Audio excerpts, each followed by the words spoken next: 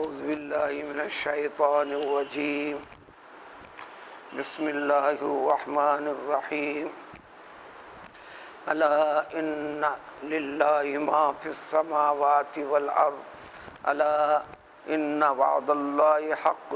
ولکن اکثرهم لا يعلمون۔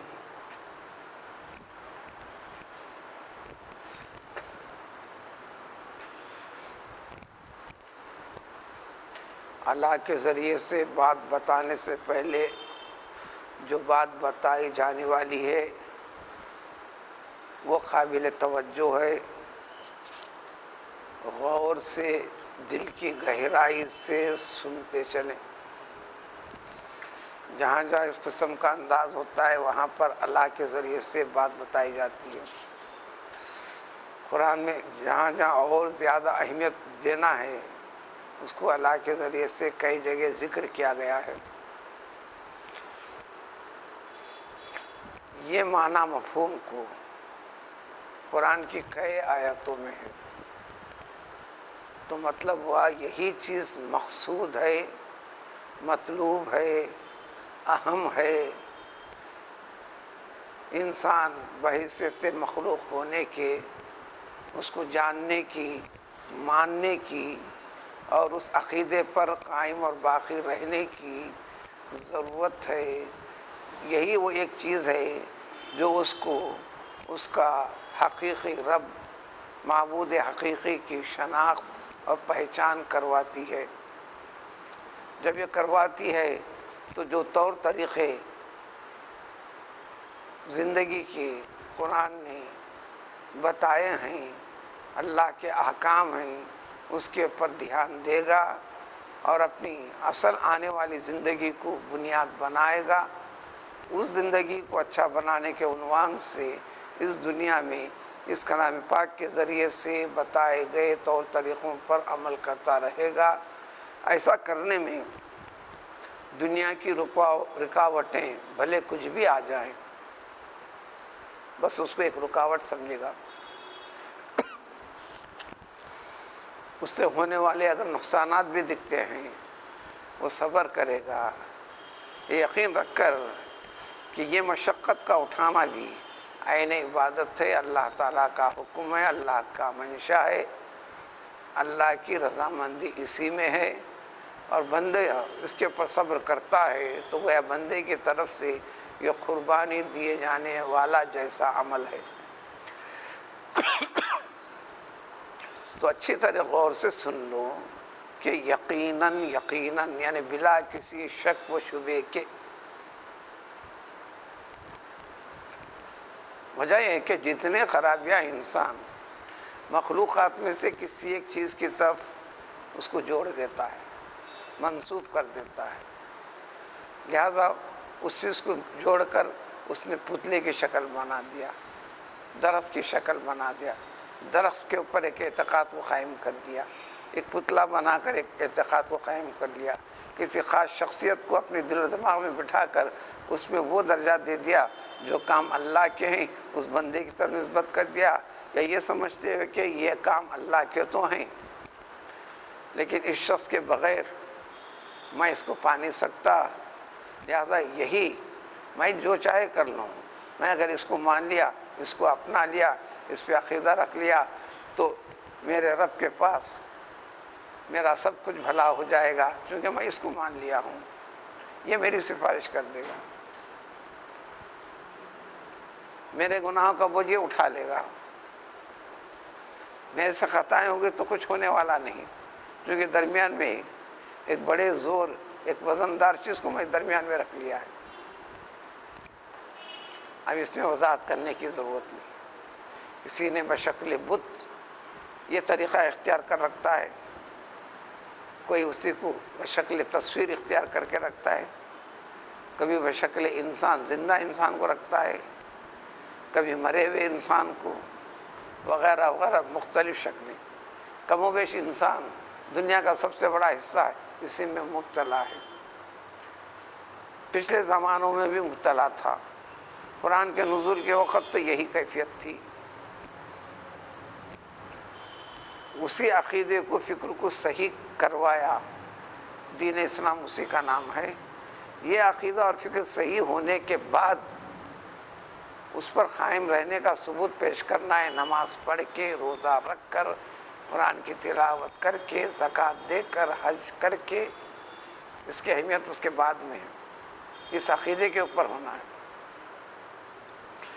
تو اچھی طرح سن لو، تو لہٰذا یہ تاکید کرنا یہی ہے کہ وہ سارے عقیدے باطلیں ختم ہیں۔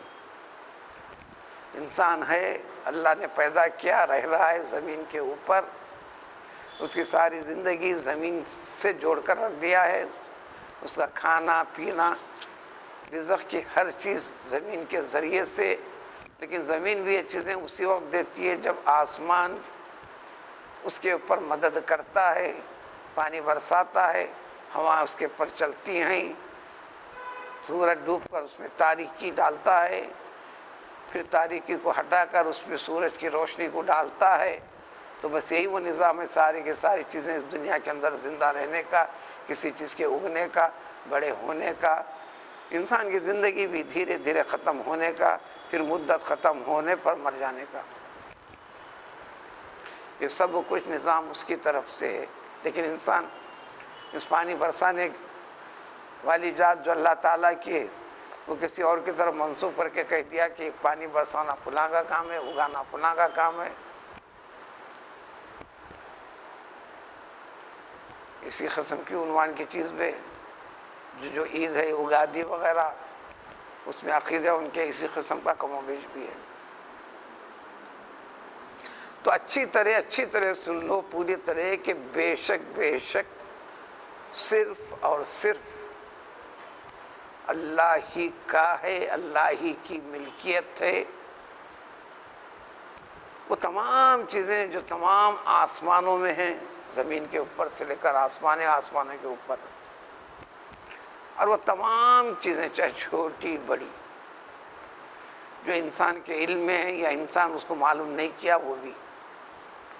ساری کی ساری زمین پر، دنیا کا چپا چپا اس میں اندر آ گیا۔ جب وہ ہے تو انسان کی زندگی ہے۔ ان چیزوں کا وجود انسان کو مل نہیں رہا ہے، تحقیق اور تفتیش کرتے چل رہا ہے۔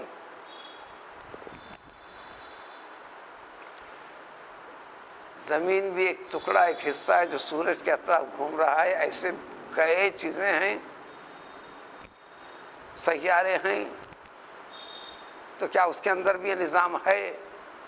آج بھی تلاش لگا ہوا ہے۔ اگر ہے تو چلو وہاں جا کر رہیں گے۔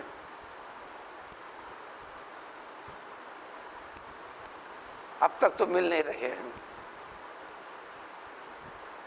برسوں سے چل رہی ہے تحقیق۔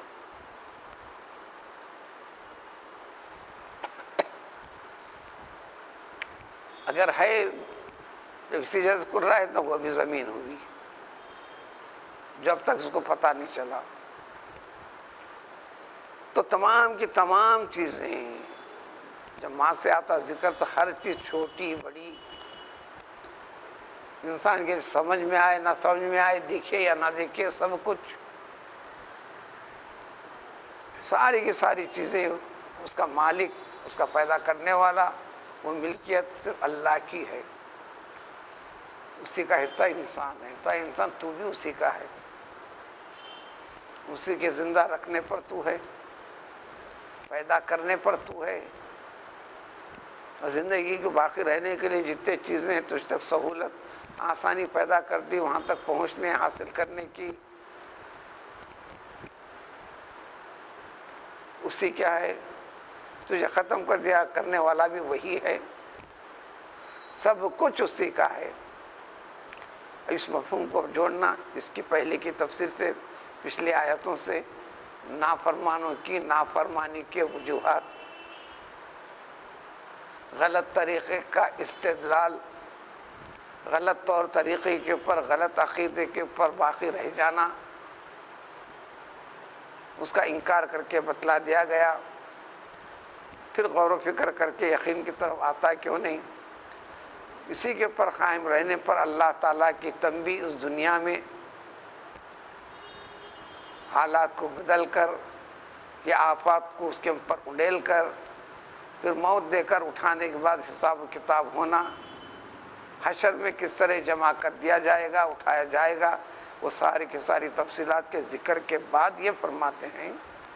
کہ ہر چیز اللہ ہی کی ہے، اللہ مالک ہے، اللہ قادر ہے۔ جب ہے تو تم یہ سمجھتے کیوں ہو کہ ہمارا کچھ نہیں بگڑے گا، مرنے کے بعد ہم کو اٹھائیں گا نہیں، یہ حساب کتاب ہوگا نہیں، یہ دوزخ کیا چیز ہے، یہ ساری باتیں ہیں سننے کی، یہ یقین کیوں نہیں کرتے؟ اگر بچنے کی کوئی شکل نکالیں گے کیسا نکلے گی؟ ممکن ہی نہیں ہے، اس لیے کہ سب کچھ اللہ کا ہے، تو لہٰذا یہ سب کچھ کرنا جو بتا دیا گیا ہے اللہ تعالیٰ کے لیے دشوار نہیں، سب سے آسان ہے۔ تو یہ جو چیز بتائی گئی اللہ پھر توجہ سے غور کر کے سن لو، ان وعد اللہ، جو اللہ نے وعدہ فرمایا ہے دوبارہ اٹھانے کا، حساب و کتاب کے لینے کا، تمہاری ہر حرکت کا حساب و کتاب لے جانے کا، وَلَتُسْأَلُنَّ يَوْمَئِذٍ عَنِ النَّعِيمِ، وہاں پر کیا ہوں گا یہ بھی بتایا۔ سورہ تکاثر کے اندر الہاکم التکاثر میں خصمیہ طور پر سن لو، یقیناً یقیناً یقیناً ہر وہ نعمت جو تم کو عطا کیا ہے، جس سے تمہاری زندگی چلتی ہے، زندگی کو ضروری ہے، جس کو پاتے ہو، اس کی گنتی خود انسان کے لیے کرنا مشکل ہے۔ جتنے چیزیں تمہارے ساتھ جوڑ دی گئی ہیں اس دنیا میں، ہر چیز کے بارے میں سوال ہوں گا۔ اس وقت حکم آیا اللہ تعالیٰ کا جب مکے کی زندگی میں صحابہ کرام رضوان اللہ تعالی مجمعین فخر و فاقے والی زندگی ہے، بھوک کی مصیبت کئی ایک کو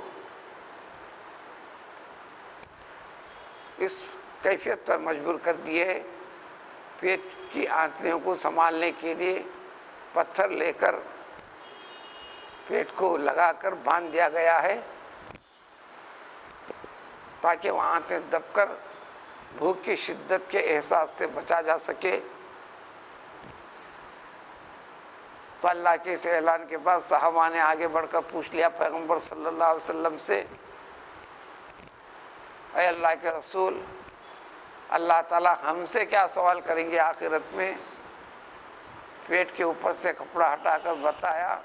جبکہ ہماری کیفیت یہ ہے۔ تو حضور صلی اللہ علیہ وسلم نے فرمایا، گرما کی شدت میں، پیاس کی زیادتی میں، کیا پینے کے لیے تمہیں پانی ملتا نہیں ملتا، پھر گرمی کی وجہ سے ٹھنڈے پانی کی طلب میں لگتے ہو تو ٹھنڈا پانی میسر ہوتا نہیں ہوتا، دھوپ کی شدت اور تپش سے بچنے کے لیے، سہارے کے لیے کبھی کسی درخت کا، کبھی کسی چیز کا سائے سے پناہ لیتے ہو نہیں لیتے ہو، یہ بھی تمہارے رب کی نعمت ہے۔ یہ ٹھنڈے پانی کو جو پیتے ہو اس گرما میں، یہ بھی اللہ کی نعمت ہے، اس کے بارے میں بھی تم سے سوال ہوگا، کیا یہ اللہ تعالیٰ کی نعمت تم کو عطا نہیں کی گئی تھی اللہ کی طرف سے؟ تم نے کیا کیا؟ کیا یوں ہی آ گیا سمجھتے ہو؟ ان ساری فکروں کے بعد پھر آپ نماز پڑھیے، پھر اس کے بعد اس نماز میں کیا وزن پیدا ہوتا ہے آخرت میں پتہ چلے گا، اس لیے کہ آخرت میں صرف عمل کو تولتے ہیں، گنتی نہیں کرتے۔ تو الا ان وعد اللہ حق، سن لو اچھی طرح، اللہ تعالیٰ کے جو سارے وعدے ہوئے حق ہیں، سچ ہیں۔ جو زندگی میں بگاڑ پیدا کرتا ہے تو وہ یہ سمجھ رہا ہے کہ ناحق ہیں یا اس میں شک و شبہ ہے، یہ غلط خیال کو ختم کرو۔ تو اتنی تاکید کرنے کا مطلب ہے کہ اللہ تعالیٰ جو رحمان ہے تم پر رحم کرنا چاہتے، لیکن بندہ اللہ کی رحمت پانا چھوڑ کر وہ طریقے اختیار کرتا ہے تو غضب والے منزل کی طرف آگے بڑھ رہا ہے تو اللہ تعالیٰ اس کو آگے بڑھا دیتے ہیں نہیں وہ کام آسان ہو رہا، کر بھی رہا ہے، آگے بڑھ رہا، جانے دے رہے، اسے کہ زندگی باقی رکھے نا۔ اس طریقے سے عذاب کی طرف خود کھینچے ہوئے چلے جا رہا ہے، پھر عذاب میں پڑے گا۔ تو فرماتے کہ عین عدل و انصاف ہے اللہ تعالیٰ کا، اللہ ظلم نہیں کر رہے، ظلم خود اپنے آپ پر تم کر رہے ہو، اللہ صرف انصاف کر رہے ہیں۔ وَلَٰكِنَّ أَكْثَرَهُمْ لَا يَعْلَمُونَ، لیکن لوگوں کی سب سے بڑی تعداد کثرت ساری دنیا کے افراد میں بس اس کی حقیقت کو جاننا نہیں چاہ رہے، سو ایسا کر رہے، لیکن اس کو جانو اور مانو۔ لہذا اس کے لیے فرماتے ہیں اجی وہی اللہ تعالیٰ ہے جو زندہ کرتا ہے، زندگی رکھتا ہے، زندہ باقی رکھا ہے، باقی رکھ رہا ہے۔ وَيُحْيِي وَيُمِيتُ، جب یہ سب کچھ ذریعہ ختم کر دے گا، تمہیں مار دے گا،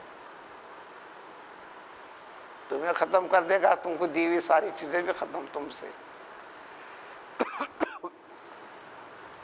پھر اللہ کی ملکیت میں گئی، اللہ تعالیٰ تمہارے متعلق ان کو تقسیم کر دیا، جس کو وراثت بول کے لے لیتے ہو۔ اسی لیے وہاں پر اللہ کا حکم ماننا ہے، اللہ نے جس کو جو دینے کے لیے کہا وہ دینا ہے۔ لینے والا سمجھتا ہے کہ میں اس کا یہ تھا، میں اس کا خادم تھا، میں زیادہ خدمت گزار تھا، میرا حق بنتا ہے، وہ تو زندگی میں ایسا نہیں کیا، اس کو کئی کچھ دیتے ہیں، یہ نہیں، اس کی بنیاد پر نہیں۔ اولاد نافرمان بھی ہے تو برابر حق ملے گا، فرما بردار بھی ہے تو اتنا ہی ملے گا، زیادہ نہیں ملے گا۔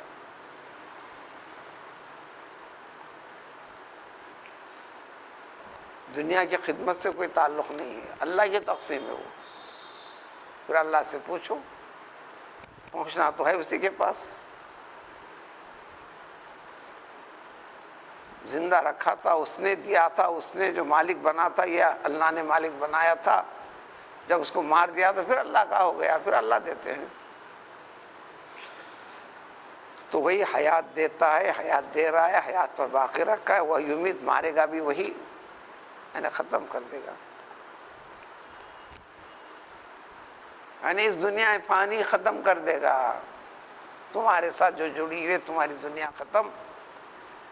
لیکن تم ہمیشہ کے لیے ختم نہیں ہوئی۔ وَإِلَيْهِ تُرْجَعُونَ، یہ ختم ہو کر جا رہے ہو اس کے پاس، بھیجا تھا اسی نے، زندہ رکھا تھا وہی، زندہ رکھ رہا ہے وہی، یہ زندگی ختم تمام کرے گا وہی، پھر وہ اپنے پاس بلائے گا۔ لہذا پھر تاکید ہوتی ہے، لہذا اے سارے انسانوں غور سے سن لو، مسلمان غیر مسلمان سب کے لیے، یقیناً تمہارے پاس آ چکی تمہارے رب نے تمہارے کو پیدا کر کر پالنے اور رکھنے والا، رکھ والا، دیکھ والا، دیکھ بھال کرنے والا، یہ رب کے معنی رب العالمین، ساری کائنات کا وہی۔ نصیحت کی چیزیں تمہارے پاس پیش کر دیا اللہ تعالیٰ نے۔ یہ زندگی کیا ہے، زندگی میں کیسے رہنا ہے، ساتھ ہی ساتھ اللہ نے اور خاص چیز بھی دی ہے، قرآن، اس کو شفا فرمائی، وہ شفاء لما فی الصدور، ایسی چیز اللہ نے آپ کے پاس بھیج دی ہے، تمہارے سینے میں یعنی تمہارے اندر لا علاج بیماریاں، بیسیوں خرابیاں جو پیدا کر کر تمہاری روح کو، تم کو بدنام کرتے ہیں، برباد کرتے ہیں، تباہی کی طرف لے جاتے ہیں، جو کسی ڈاکٹر کی گولی سے دور ہونے والے نہیں ہیں۔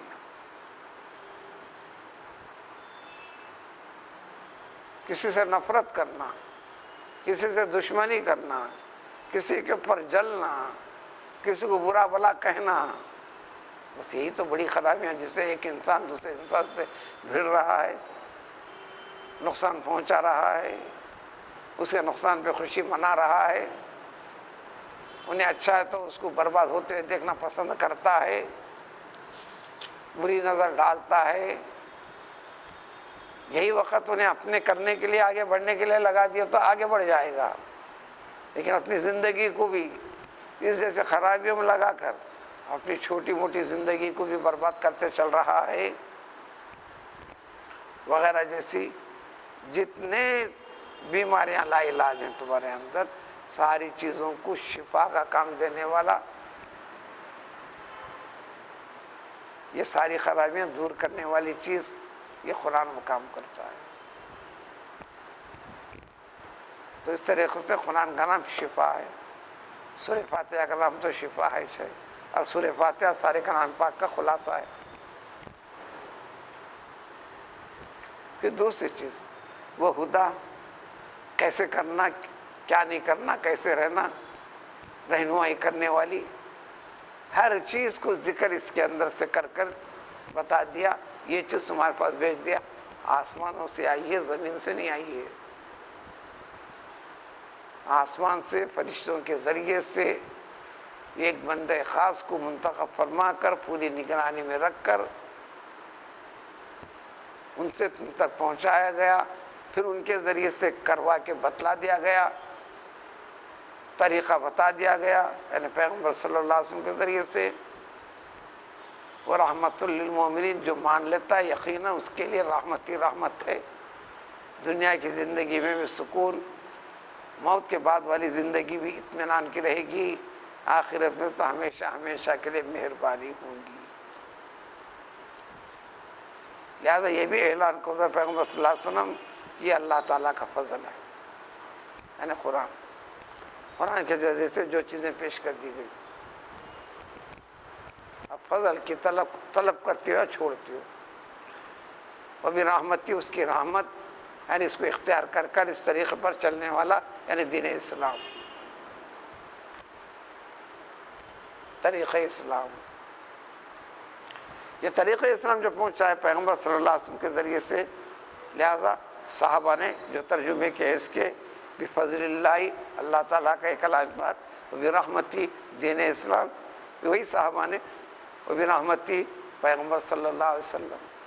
محمد صلی اللہ علیہ وسلم، سب سے بڑا فضل ہے اس کے ذریعے سے۔ لہذا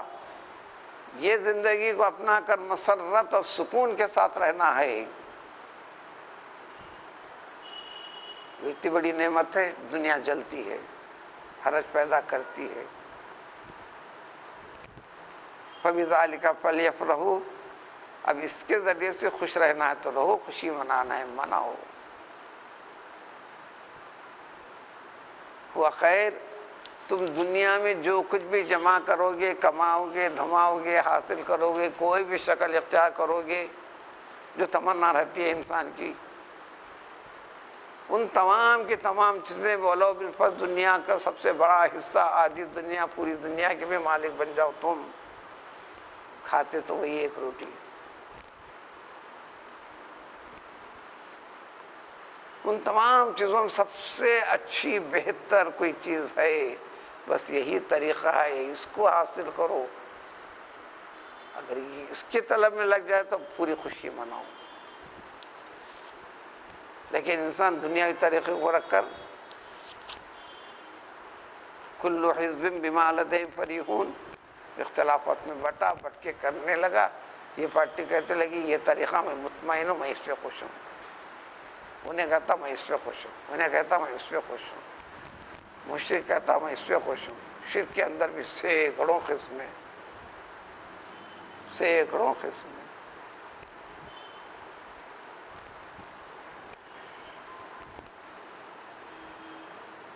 ہر ایک میں تفریق ہے،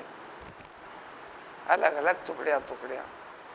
پھر دعویٰ کہ سب سے زیادہ حقدار میں ہوں، سب سے زیادہ حق پر میں ہوں، انہیں باطل ہے، انہیں غلط ہے، انہیں فلاں ہے، انہیں فلاں ہے، اور دینی نقطۂ نظر سے لہٰذا میں اس بنیاد کے اوپر جنتی میں چھوں دوسرا نہیں، وہ جنتی میں چھوں دوسرا نہیں، پھر وہ جنتی میں چھوں دوسرا نہیں، یہ جھگڑا تم سے پہلے والوں نے بھی کیا۔ وَقَالُوا لَن يَدْخُلَ الْجَنَّةَ إِلَّا مَنْ كَانَ هُودًا أَوْ نَصَارَىٰ، یہودیوں کا دعویٰ ہے کہ جنت تک کسی کی میراث سے جنت میں جائے گا تو جو یہودی ہے صرف وہی جائے گا، دوسرا نہیں۔ کرسچنوں کا دعویٰ ہے کہ اگر جنت میں کوئی جائے گا تو جو کرسچن ہوگا وہی جنت میں جائے گا، وہاں باقی سب کے سب دوزخی ہیں۔ طریقے دین کو اپنایا بھی تو اس طریقے سے اپنایا۔ اللہ نے فرمایا سب کچھ جو کرتے ہیں نا، دل کا امانی، بس یہ ان کے دل کی بھڑا سے تمنائیں ہیں، حقیقت نہیں، بیس لس چیزیں ہیں، کوئی بنیاد نہیں۔ پھر فرمایا قُلْ ہَاتُوا بُرْہَانَکُمْ، کوئی دلیل پیش کر سکتے ہو کہ تم ہی صحیح ہو، تم ہی جنتی ہو، دوسرا دوزخی ہے؟ دلیل ہونا اللہ کی بیان کردہ، دلیل ہونا اللہ کی کتاب سے۔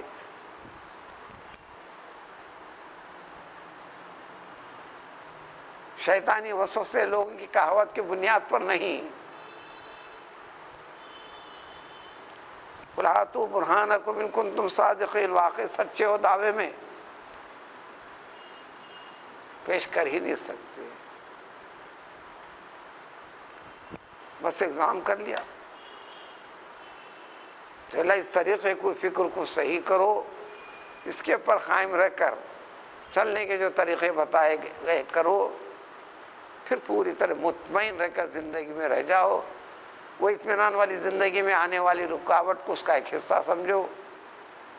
تنگی مشقت کو اس کا حصہ سمجھو، کیونکہ انجام آخر کار